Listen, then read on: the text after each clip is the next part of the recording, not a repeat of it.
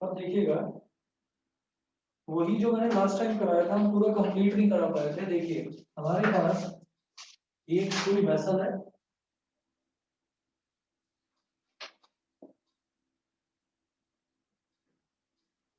और इस वेसल के अंदर एक लिक्विड कॉलम है, पानी भरा हुआ है यहाँ तक। इसके अंदर एक लिक्विड कॉलम है ऐसे, ठीक है, सिलेंडर है। तो सिलेंडर को मैंने इस तरह से, जो इसका बेस है वो मैंने इस तरह से दिखा दिया। अब यहाँ पर मैंने बोला कि ये एक लिक्विड कॉलम है। लिक्विड कॉलम का मतलब क्या होता है? लिक्विड का एक टुकड़ा है ना, फ्लूइड का टुकड़ा है। प्रैक्टिकली अगर देखें तो वो पॉसिबल नहीं होता, लेकिन फिर भी हमने माना कि ये एक लिक्विड का टुकड़ा है, तो उसको स्टडी करेंगे। ठीक। अब देखिएगा, जो चारों तरफ से इस पर प्रेशर लगेगा, हमने कहा था ना pressure exerted on a liquid column वो हमेशा कांस्टेंट रहता है, सेम रहता है। तो चारों तरफ से इस पर प्रेशर लगेगा, और मैंने बोला कि ऊपर जो सिलेंड्रिकल सॉरी सर्कुलर सरफेस है, ऊपर वाली सर्कुलर सरफेस को 1 बोल दिया, ऐसी नीचे वाली सर्कुलर सरफेस को 2 बोल दिया। जो फर्स्ट सरफेस है इस पर लगने वाले प्रेशर को मैंने बोल दिया P1, सेकंड सरफेस पर लगने वाले प्रेशर को मैंने बोल दिया P2। P1 और P2 ये हो गया। और ये जो लिक्विड कॉलम है, इस लिक्विड कॉलम की हाइट को, बेटा हाइट को मैंने बोल दिया h। Height of liquid column is small h, ठीक है।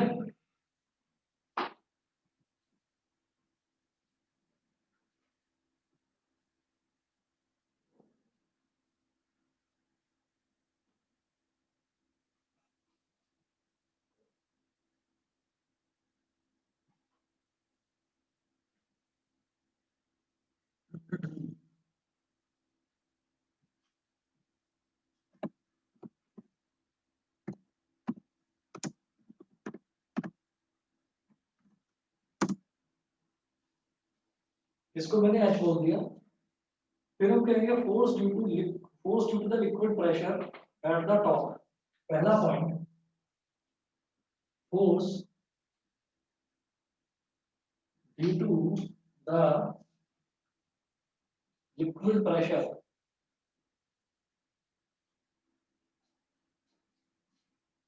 लिक्विड के प्रेशर की वजह से जो फोर्स लगेगी ऊपर वो कितनी होगी? एट द टॉप हम जानते हैं कि प्रेशर होता है फोर्स अपॉन एरिया। तो फोर्स कितना हो जाएगा? Pressure is equal to force upon area. तो फोर्स कितना हो जाएगा? Pressure into area. तो F1 is equal to P1 into A। ठीक है। इसी तरीके से जो सेकंड है, सेकंड में बोलेंगे force due to the liquid pressure at the bottom. और ये कहां पर लग रहा है? ये लग रहा है बेटा प्रेशर नीचे की तरफ। तो डाउनवर्ड्स एक्टिंग डाउनवर्ड्स। उसके बाद force due to the liquid pressure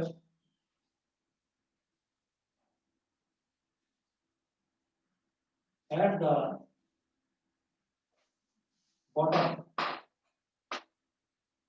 F2 is equal to P2A। ये है एक्टिंग अपवर्ड्स। अब इसमें जो है ना, इस चीज को रखने की जरूरत नहीं है, बस ये समझिएगा कि कोई भी लिक्विड कॉलम है, लिक्विड कॉलम का मतलब कोई भी लिक्विड का टुकड़ा है, तो उसमें क्या होता है कि उस पर चारों तरफ से लिक्विड प्रेशर लगाता है, चारों तरफ से उसको दबाने की कोशिश करता है, कंप्रेस करने की कोशिश करता है। तो इस साइड से ऐसे लगेगा प्रेशर, इस साइड से ऐसे लगेगा प्रेशर, ऊपर से नीचे की तरफ लगेगा, नीचे से ऊपर की तरफ, मतलब इस लिक्विड कॉलम को कंप्रेस करने की कोशिश करेगा प्रेशर। ये होता है। तो इस वजह से जो ऊपर जो प्रेशर लग रहा है वो नीचे की तरफ एक्टिंग डाउनवर्ड्स, जो नीचे प्रेशर लग रहा है वो ऊपर की तरफ यानी कि एक्टिंग अपवर्ड्स। ये होता है। अब F1 is equal to P1 है, F2 is equal to P2 है। फिर इतना जो लिक्विड कॉलम है इसका कुछ मास भी तो होगा, इस लिक्विड कॉलम का कुछ मास भी होगा। वो जो मास है, मास हमेशा नीचे की तरफ ही एक्ट करता है बिकॉज ऑफ ग्रेविटी। तो ये हो गया mg, एक्टिंग डाउनवर्ड्स। यहाँ तक सभी को क्लियर है इतना? Yes.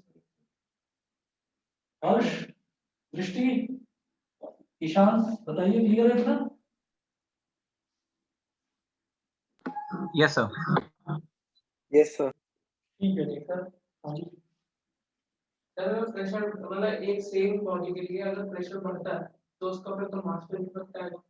नहीं, मास पर क्या इफेक्ट आएगा? मास तो यूनिवर्सली कांस्टेंट रहता है ना। मास तो इसी क्वेश्चन। हाँ, मैं इसी क्वेश्चन की बात कर रहा हूँ कि अगर प्रेशर बढ़ता है तो जो ये फोर्स है, इस फोर्स के फोर्स जो है वो मास इनटू एक्सेलरेशन है। मास पे कोई फर्क नहीं आएगा, एक्सेलरेशन कम या ज्यादा होकर उसको कंपनसेट करेगा, क्योंकि मास जो है, मास यूनिवर्सली कांस्टेंट रहता है। मास में चेंज तभी आ सकता है जब किसी भी ऑब्जेक्ट को हम तोड़ें या उसके कुछ छोटे छोटे टुकड़े करते हैं। जब अगर कोई ब्लॉक है तो वो अपने इस सरफेस से रेक्टेंगुलर ब्लॉक है तो अपने इस सरफेस से उसका प्रेशर कम होगा और वो जो जब खड़ा रहेगा उसका प्रेशर ज्यादा होगा तो जब उसमें एक्सीलरेशन कुछ का फर्क पड़ेगा पर प्रेशर बढ़ता है। वो उसमें चेंज क्या हो रहा है? उसमें एरिया चेंज हो रहा है। ये area, contact surface area change हो रहा है, ठीक है ना? खड़ा रहेगा तो एरिया कम तो प्रेशर ज्यादा। फिर वो कंपनसेट। हाँ। अच्छा जी, अब जरा देखिएगा कि F1 is equal to P1 है, F2 is equal to P2 है, ये हो गया। फिर थर्ड पॉइंट जो हमने देखा था, थर्ड पॉइंट था कि weight of the liquid cylinder acting downwards.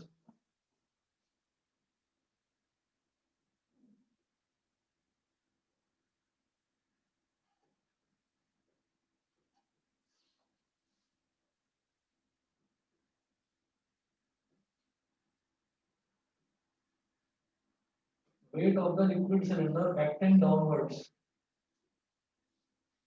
तो जो लिक्विड सिलेंडर है, लिक्विड सिलेंडर का वेट कहां पर लगेगा? नीचे की तरफ, एक्टिंग डाउनवर्ड्स। वेट हमेशा नीचे की तरफ ही लगता है, तो वो हम बोल देंगे m इंटू जी। m इंटू जी।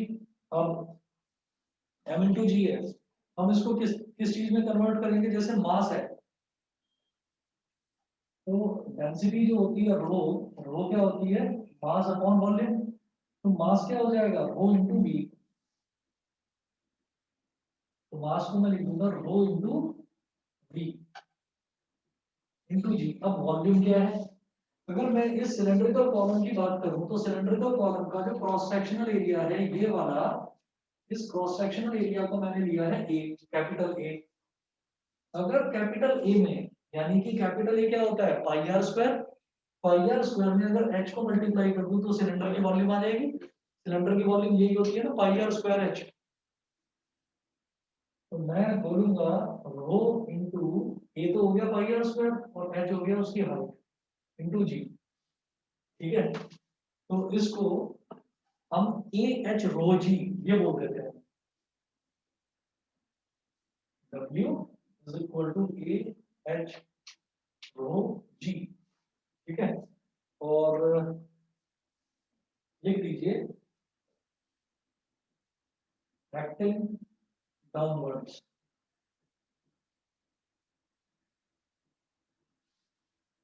एक्टिंग डाउनवर्ड्स, ठीक है? एक्टिंग डाउनवर्ड्स, इससे क्या समझ में आता है? हमने देखा कि तीन कंपोनेंट है फोर्स के अलग अलग। एक है F1 जो कि नीचे की तरफ एक्ट कर रहा है, एक है F2 जो कि ऊपर की तरफ एक्ट कर रहा है, और एक है इसका वेट जो कि नीचे की तरफ एक्ट कर रहा है। लिक्विड कॉलम कहीं जा तो नहीं रहा ना, यही रुका हुआ है। कहीं मोशन तो नहीं हो रहा ना इसका। तो इसका मतलब क्या है कि नेट डाउनवर्ड फोर्स जो है वो नेट अपवर्ड फोर्स के बराबर है, तभी तो वो रुका हुआ है ना, तभी तो वो बैलेंस है। तो हम लिखेंगे नेट डाउनवर्ड फोर्स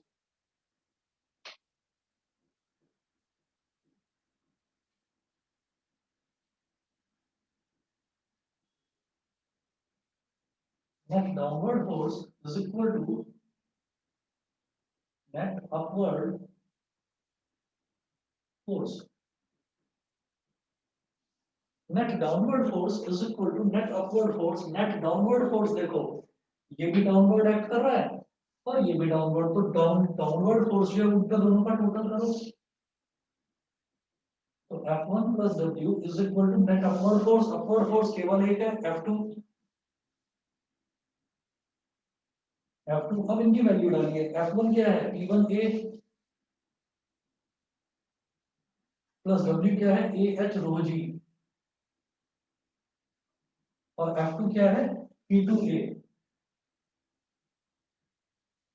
ठीक है, ये हो गया। यहां से क्या दिखाई देता है, इधर A कॉमन ले लीजिए, तो P1 plus H rho g और P2 इंटू A, तो A से A कैंसल आउट हो गया। अब आप कहेंगे P2 is equal to P1 plus H rho g. ठीक, P1 को इधर ले आओ, P2 minus P1 is equal to H rho g. P2 minus P1 is equal to H rho g, इसको बोल दीजिए equation number 1। P2 minus P1 is equal to H rho g, ये हो गई हमारी इक्वेशन नंबर 1। और इसके बाद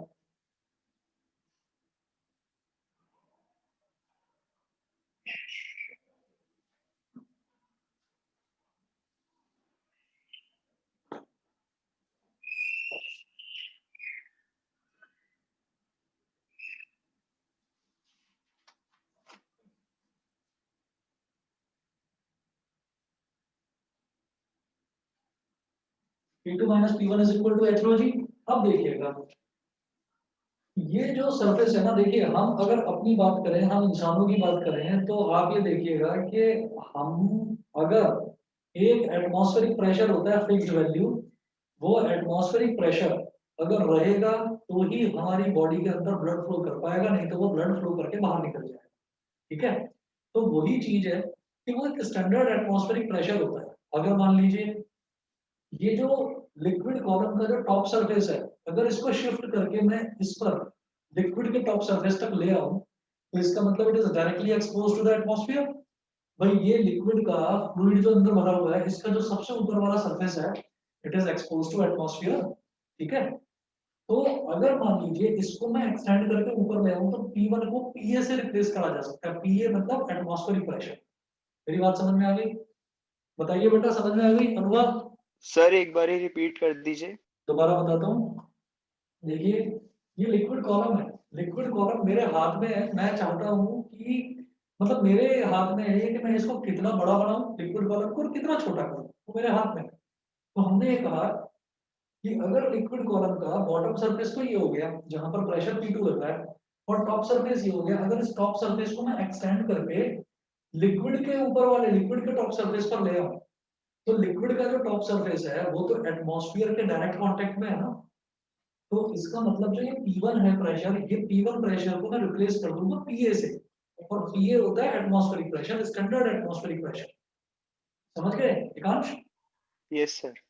कनिष्का क्लियर है? Yes, Kanishka sir. क्लियर है? ठीक है, तो बस यही एक लाइन लिख लीजिए, if we shift point 1 to the liquid surface,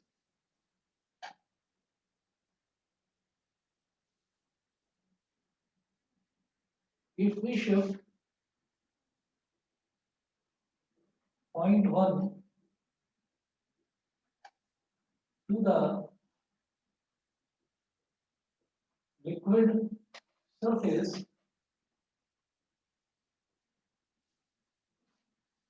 point 1 to the liquid surface which is open to atmosphere,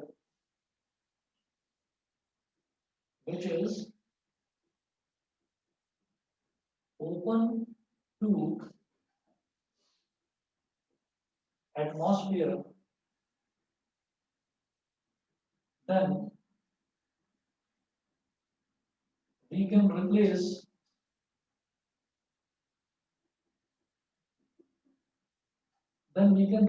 P1 by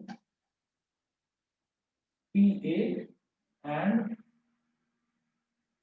P2 by P। फिर P2 को P2 क्या बोलना भाई, P2 तो P2 तभी होगा जब उससे पहले कोई P1 होगा। अब P1 को तो आपने PA बना दिया, तो जो P2 है उसको सिंपली P बोल दीजिए।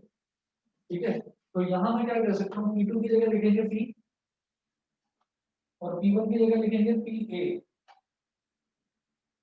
is equal to H rho G, is equal to H rho G।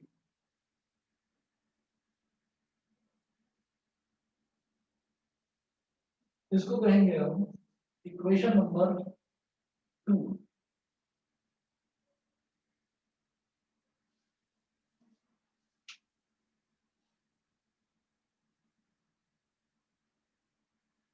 This excess pressure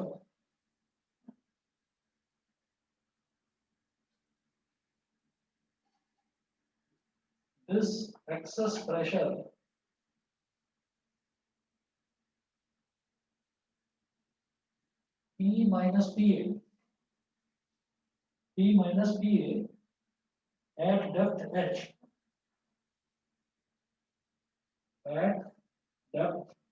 H is called GAUGE, gauge pressure at that point. Gauge pressure at that point. ये जो pressure का difference होता है ना, P minus PA, this is called gauge pressure, इसको gauge pressure बोलते हैं। तो यहाँ से आपको ये समझ में आ गया कि किसी भी लिक्विड कॉलम में ग्रेविटी का क्या रोल होता है। लिक्विड कॉलम में जो प्रेशर पड़ता है उसमें ग्रेविटी का क्या रोल होता है। तो P2 minus P1 अलग अलग अगर प्रेशर्स हैं तो P2 minus P1 is equal to H rho g बोल दीजिए, या P2 को सिंपली मैंने P बोल दिया, और P1 को अगर ये एटमॉस्फेयर के डायरेक्ट कांटेक्ट में है तो P1 को आप PA बोल सकते हैं, स्टैंडर्ड एटमॉस्फेरिक प्रेशर। तो P minus PA is equal to H rho g, और यही जो डिफरेंस होता है प्रेशर का, इसी को गॉज प्रेशर बोलते हैं। बात आती है गॉज क्या है। गॉज ये होता है कि अगर मान लीजिए हम किसी सिरिंज की बात करते हैं, सिरिंज होता है ना इंजेक्शन, तो अगर हम किसी सिरिंज की बात करते हैं तो सिरिंज में जो वो रास्ता होता है, जो सिरिंज का सिलिंड्रिकल पाथ होता है जिसमें से लिक्विड फ्लो करता हुआ निकलता है, उस पाथ को गॉज बोल देते हैं। समझ गए? वो सिलिंड्रिकल जो पाथ होता है, उस पाथ को जिसमें से लिक्विड फ्लो होते हुए निकलता है, उसको गॉज बोल देते हैं। तो this P minus PA is called gauge pressure. हम समझ गए गॉज प्रेशर क्यों है, क्योंकि मैं सिलिंड्रिकल कॉलम की बात कर रहा हूँ, जैसा कि ये सिरिंज के अंदर होता है सिलिंड्रिकल कॉलम। कॉलम मतलब रास्ता। बताइए क्लियर है समक्ष? Yes sir. चलिए जी, इसके बाद एक और है इंपॉर्टेंट कॉन्सेप्ट है। इसमें प्रूविंग का या मैथमेटिकल कुछ नहीं है, इसमें एक इंपॉर्टेंट कॉन्सेप्ट है, बस वही नोट करना है हमको। पास्कल्स बेसिस, इसको बोलते हैं हाइड्रोस्टैटिक पैराडॉक्स। मैं इधर नोट कर रहा हूँ।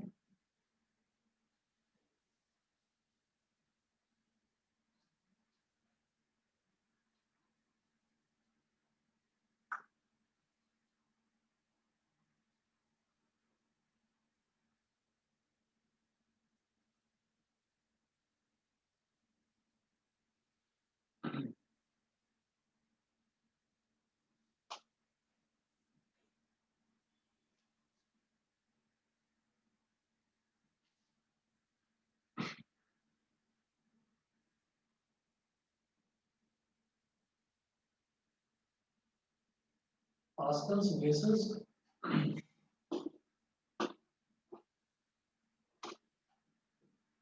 ये एक ऑब्जर्वेटरी रूल है। ऑब्जर्वेटरी रूल का मतलब ऐसा ऑब्जर्व करा गया, और ऑब्जर्व करा गया तो इसको एक रूल बना दिया गया, हाइड्रोस्टैटिक पैराडॉक्स बोलते हैं इसको। नोट करना।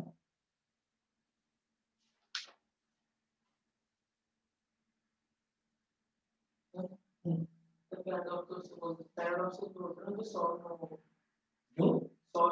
वही तो मैं कह रहा हूँ कि इसको तो न्यूमेरिकली सॉल्व नहीं करा गया, ये ऑब्जर्व करा गया, और ऑब्जर्व करके हमने कहा कि हाँ भी ये रूल बन। तो पास इसमें है हाइड्रोस्टैटिक पैराडॉक्स में, Pascal demonstrated experimentally that the pressure Pascal demonstrated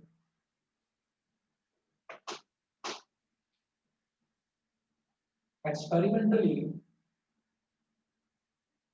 that the pressure Pascal demonstrated experimentally that the pressure exerted by a liquid column, that the pressure exerted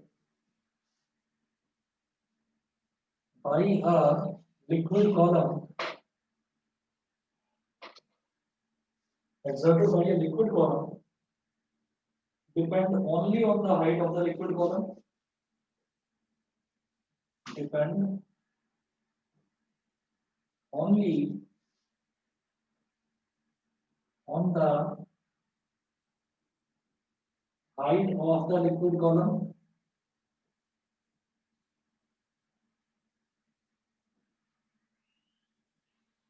and not on the shape of the containing vessel, and not on the shape of the not on the shape of the containing vessel.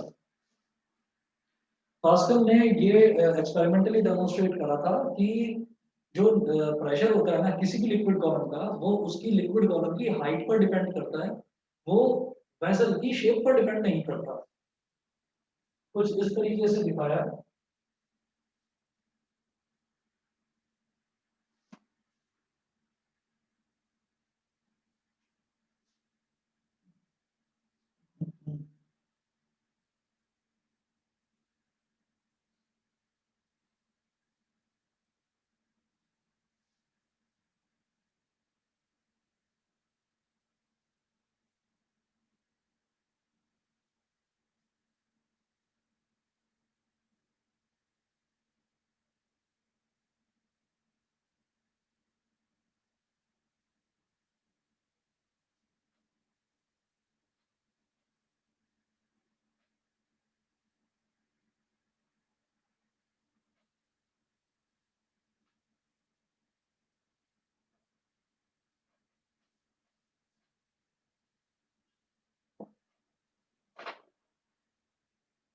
तीन liquid मतलब तीन अलग अलग vessels थे, अलग अलग shape के vessel थे। तो ये एक वेसल ऐसा है जो ऊपर से वाइड है, नीचे से नैरो है। एक ऐसा है जो बिल्कुल स्ट्रेट है, पैरेलल है, और एक ऊपर से नैरो है, नीचे से वाइड है। तो तीन अलग अलग शेप के वेसल हो गए, और इन तीनों अलग अलग शेप के वेसल्स को एक रॉड से हमने कनेक्ट कर दिया ताकि तीनों के तीनों सेम लेवल पर बने रहे, कोई ऊंचा और कोई नीचा ना हो। ठीक है, सेम लेवल पर तीनों को हमने रख दिया। उसके बाद हमने तीनों के अंदर लिक्विड भर दिया। तीनों का जो बेस है, base is at the same level. तो तीनों की जो हाइट है, लिक्विड की जो हाइट है, वो भी सेम रखी है। ठीक है, ये तीनों की हाइट सेम है। हमने जो सेम हाइट है, दिखाई दे रहा है इस तरफ, हमने सेम हाइट जो है इसको बोल दिया h। ये एक बीच में जो आपको पाइप दिखाई दे रहा है, ये एक रॉड है, जिस रॉड से हमने तीनों को बिल्कुल एक स्ट्रेट लाइन में अलाइन कर रखा है। ठीक है, और हमने लिक्विड भर दिया इसके अंदर। लिक्विड भरने के बाद में हमने इसको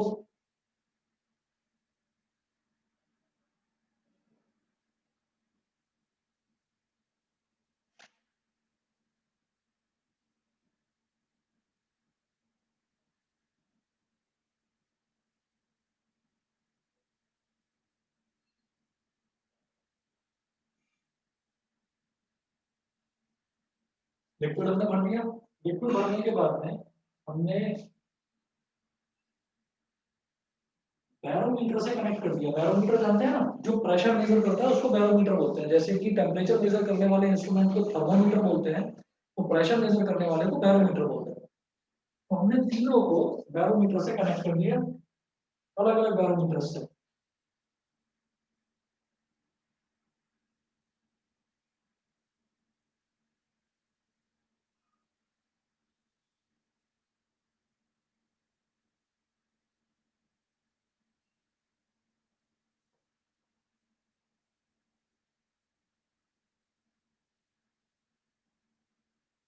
ये तीन अलग अलग वेसल्स हैं। अब इसमें पास्कल ने ये एक्सपेरिमेंट करा। इस एक्सपेरिमेंट में उसने ये कहा कि जो प्रेशर है ना, प्रेशर केवल और केवल हाइट पर डिपेंड करता है, उनके शेप पर डिपेंड नहीं करता। तो ये तीन अलग अलग इसने वेसल्स ले ली। तो इसने क्या ऑब्जर्व करा, वो नोट कर लीजिए।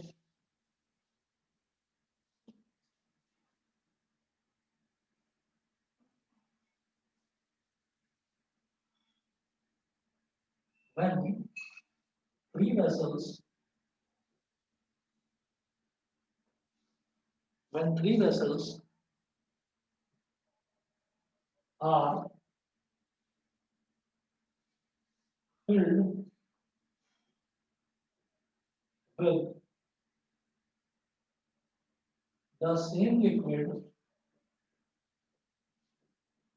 and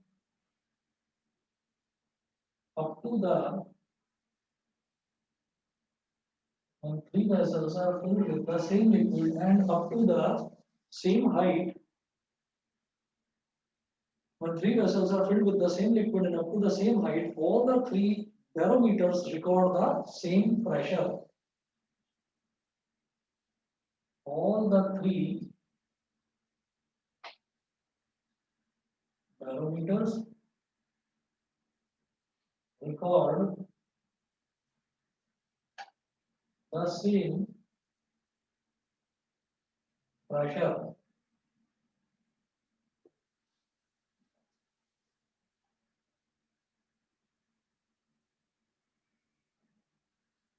This appears anomalous.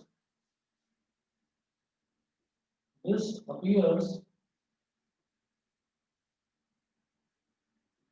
anomalous. Anomalous. Anomalous मतलब गलत. हाँ? This appears anomalous because the three vessels have different shapes. Because the three vessels have different shapes.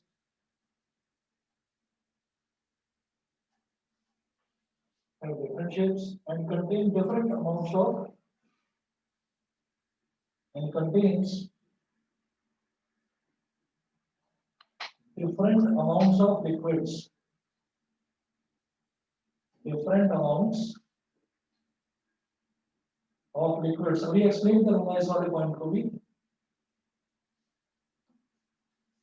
This unexpected result. This unexpected result is called hydrostatic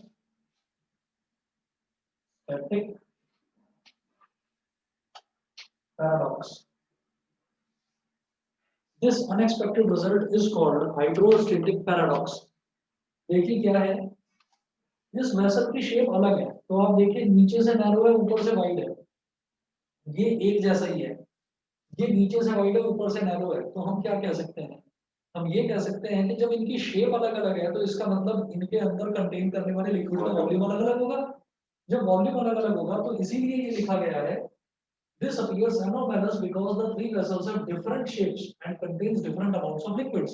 जब उनकी shape अलग अलग है तो इसका मतलब उनका वॉल्यूम भी तो अलग अलग होगा, नहीं सेम होगा कैसे?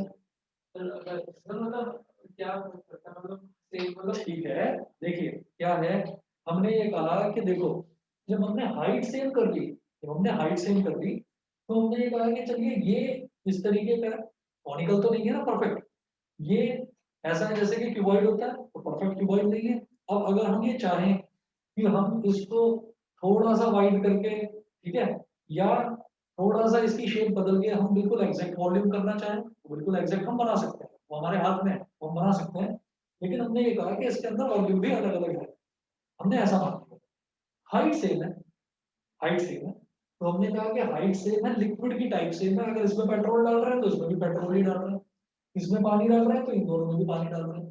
तो हमने ये कहा कि अब हमने ये तीन अलग अलग कंटेनर्स ले लिए जिनकी शेप अलग अलग है, तो हमने ऐसा मान लिया कि ऐसी शेप अलग अलग है कि उनके वॉल्यूम भी अलग अलग है, लेकिन हाइट सेम है, तो प्रेशर जो है वो सेम रहेगा.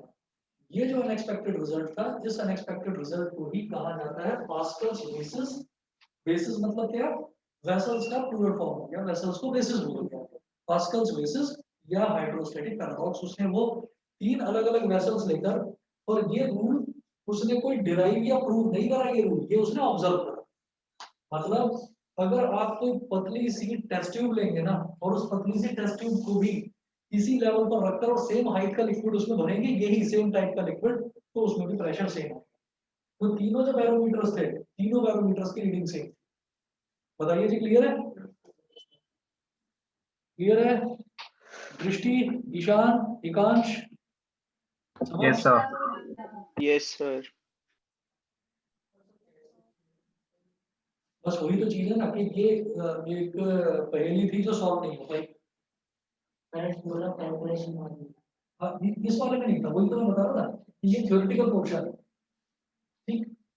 अच्छा जी, आगे देखते हैं नेक्स्ट।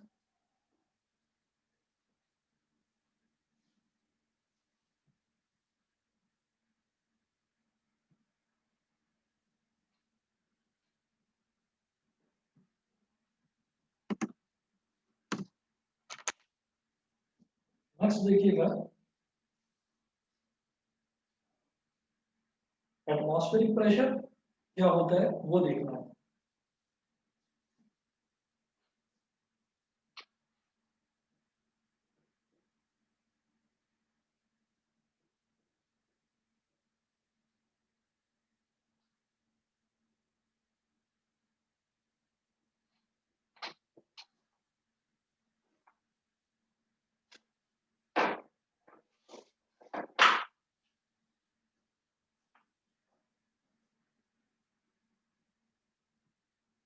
देखिए, एटमॉस्फेरिक प्रेशर में है the gaseous envelope surrounding the earth is called the atmosphere.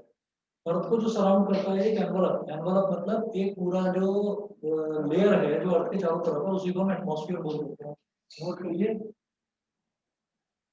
The gaseous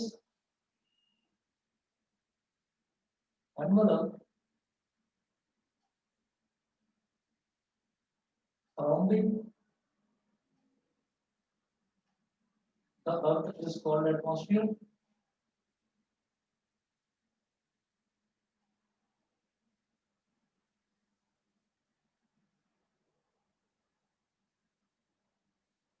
Is called atmosphere. Or the pressure exerted by the atmosphere is called atmospheric pressure.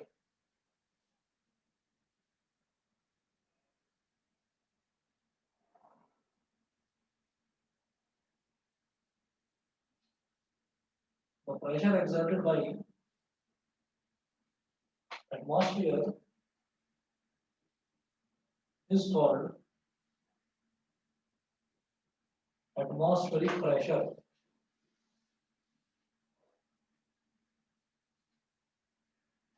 इसकी कुछ फिक्स वैल्यू भी होती होगी, कोई standard value?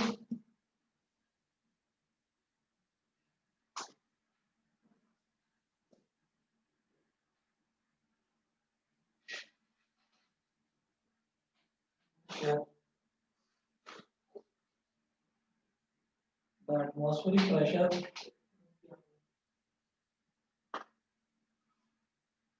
जैसे इधर देखना शुरू करता हूँ ये पीछे घूम जाता है। सर ये वाला चीज The atmospheric pressure at sea level is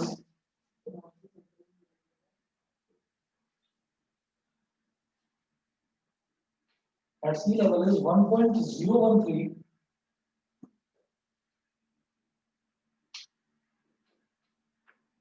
into 10 की पावर 5 पास्कल। ये स्टैंडर्ड वैल्यू होती है एटमॉस्फेरिक प्रेशर। ठीक है,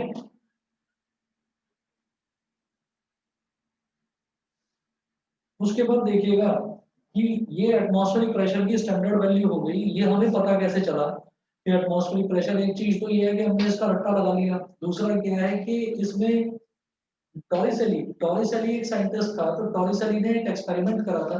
उस एक्सपेरिमेंट को देखकर ये पता चला कि भाई एटमॉस्फेरिक प्रेशर की ये वैल्यू होती है। और उसमें उसने यूज किसको करा था? मरकरी बैरोमीटर को। तो कैसे वो देखिएगा।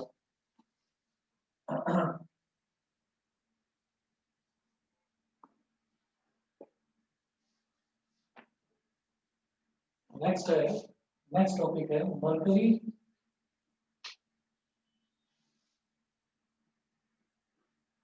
बैरोमीटर और इसको ये भी कह देते हैं TORICELLI, टॉरिसेलीज एक्सपेरिमेंट और measuring atmospheric pressure. Torricelli's experiment for measuring atmospheric pressure. ठीक है, यहां पर करके दिखा रहा हूं, इसका डायग्राम इधर बनाऊंगा।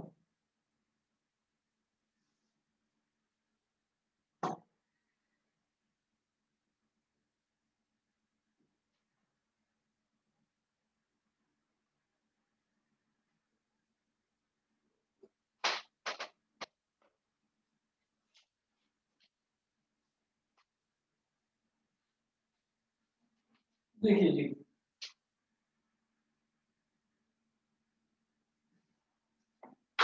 एक कंटेनर लेंगे और उस कंटेनर में पूरे में मरकरी भर देंगे।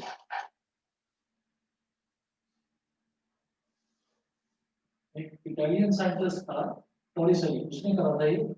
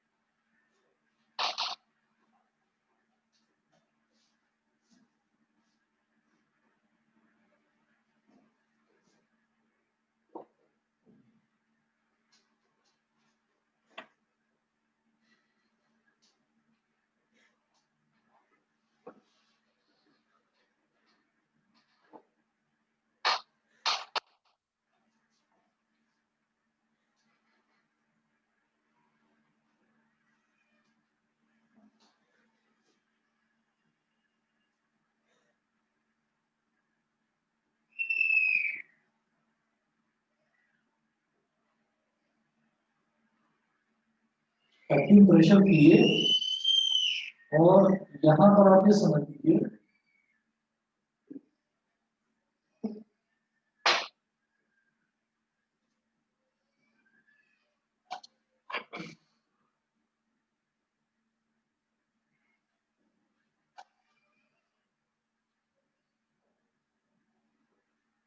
यहाँ पूरे में मरकरी भरा हुआ है, तो और ये जो हाइट है, इस हाइट को बोल दिया h,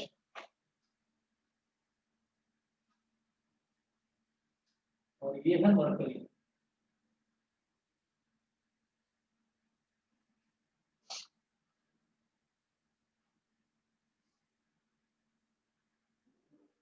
यहाँ लिखेंगे P capital A is equal to 0। अभी बताता हूँ सारी टर्म्स क्या क्या है, और यहाँ पर होगा कैपिटल P स्मॉल a। ठीक है, अब जरा देखिएगा इसमें होता क्या है। ये एक सिंपल बैरोमीटर होता है और इसमें ना हम 1 मीटर लंबी एक टेस्ट ट्यूब ले लेते हैं और उस टेस्ट ट्यूब के अंदर मरकरी भरा हुआ होता है। और हम क्या करते हैं, हम जो टेस्ट ट्यूब है, टेस्ट ट्यूब का जो अपर एंड होता है, जो ओपन एंड होता है, जैसे इस टेस्ट ट्यूब को ना हमने उल्टा करके इसमें डाल दिया, तो ये ओपन एंड है यहाँ पर, तो उसको हमने थंब से बंद कर रखा था और थंब से बंद करके टेस्ट ट्यूब को हमने ऐसे पलट दिया और फिर हमने थंब को ऐसे छोड़ दिया। तो जब हम थंब को छोड़ देते हैं, तो थंब को रिलीज कर देते हैं, तो मरकरी जो है वो ऐसे नीचे की तरफ गिरना चाहिए। मरकरी लगातार नीचे की तरफ गिरता है, वो फॉल करता है नीचे की तरफ, लेकिन फॉल करने के बाद एक लेवल तक फॉल करेगा, फॉल करने के बाद वो फिर से ऊपर उठना शुरू हो जाता है और किस साइड तक जाएगा, वो 76 सेंटीमीटर तक ऊपर जाएगा, जो तुम बता रहे थे वो चीज। ठीक है, तो अब एक यहाँ पर आप इसमें लिखेंगे, दो चार लाइन लिखवाऊंगा। 1 metre long glass tube closed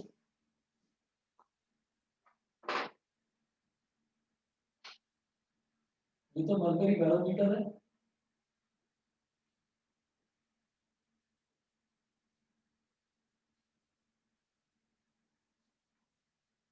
और 1 metre long glass tube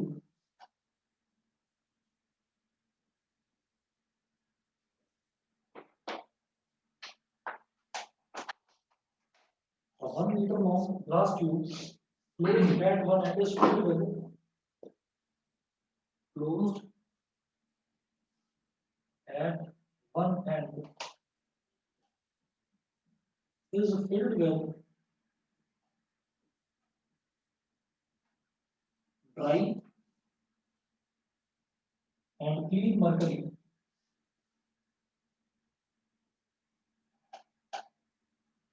Dry and clean mercury. Next point, जो experiment के points हैं वो बता रहा हूँ आपको.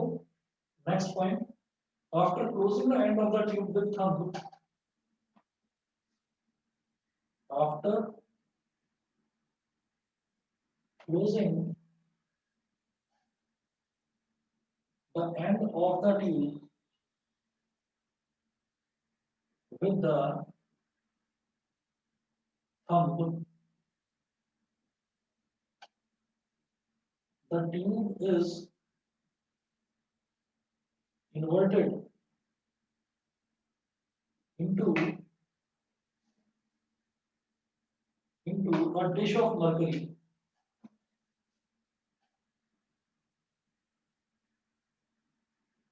Into a dish of mercury, मतलब एक डिश में उसको इन्वर्ट कर दिया गया जिसमें पहले से ही बहुत सारा मरकरी भरा हुआ है, ठीक है। उसके बाद the mercury level in the tube falls down a little.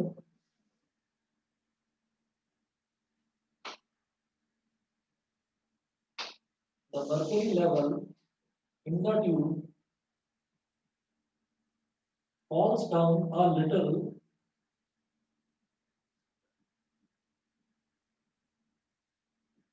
and comes to rest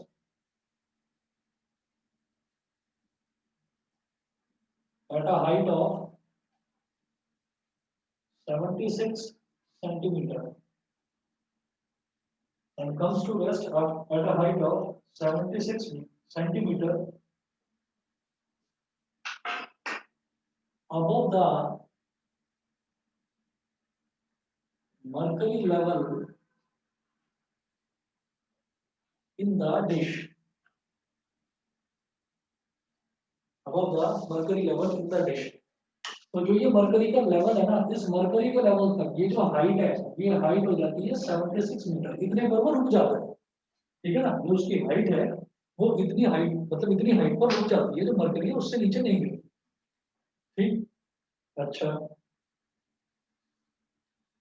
जो मरकरी के ऊपर जो ये स्पेस खाली होता है इसको हम बोल देते हैं, ये वैक्यूम होता है, इसके अंदर किसी तरीके की कोई गैस नहीं होती, तो इसको हम बोल देते हैं टॉरिसैलिस vacuum.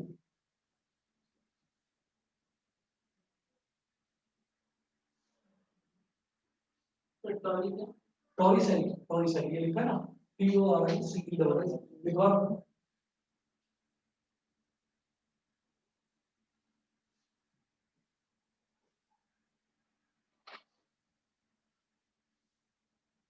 The height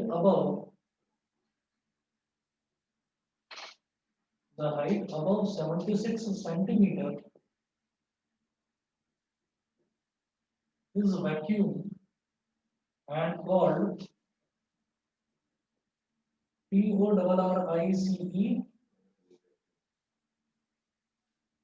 LLIs Torricelli's vacuum, ये बोल देते हैं इसको।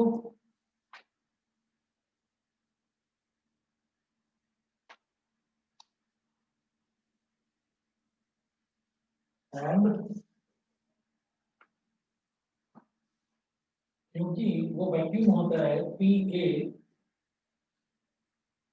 therefore ये पीए की वैल्यू 0 हो गई। वैक्यूम में तो कोई प्रेशर लगेगा ही नहीं, जब कोई गैस नहीं है कुछ नहीं है तो वैक्यूम का प्रेशर 0। तो हम ये कहेंगे कि if h is the height of mercury column, if h is the height of mercury column,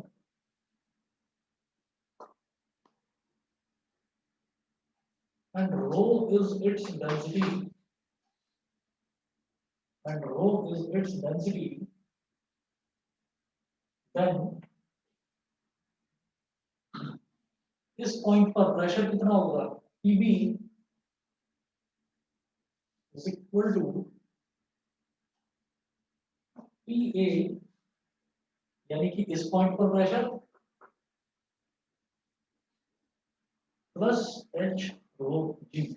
और इस पॉइंट पर प्रेशर कितना होगा, जितना टोटल यहाँ पर प्रेशर होगा, तो यहाँ से लेकर और यहाँ तक इस हाइट पे जो प्रेशर होगा वो कितना होगा, एच रो जी के बराबर।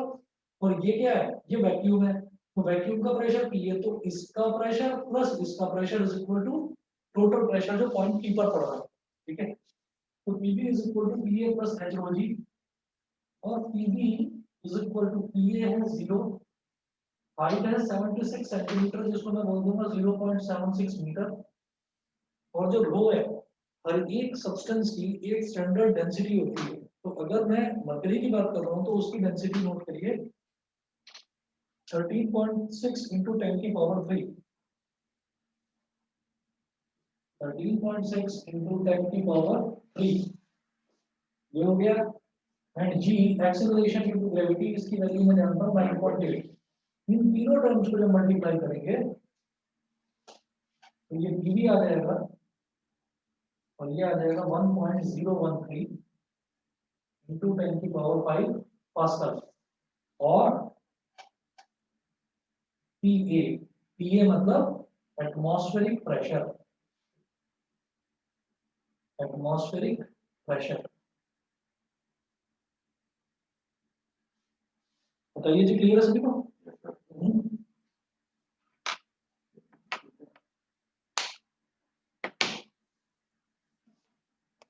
अच्छा, मुझे एक चीज बताइए, आप सभी लोग अभी ऑनलाइन हैं?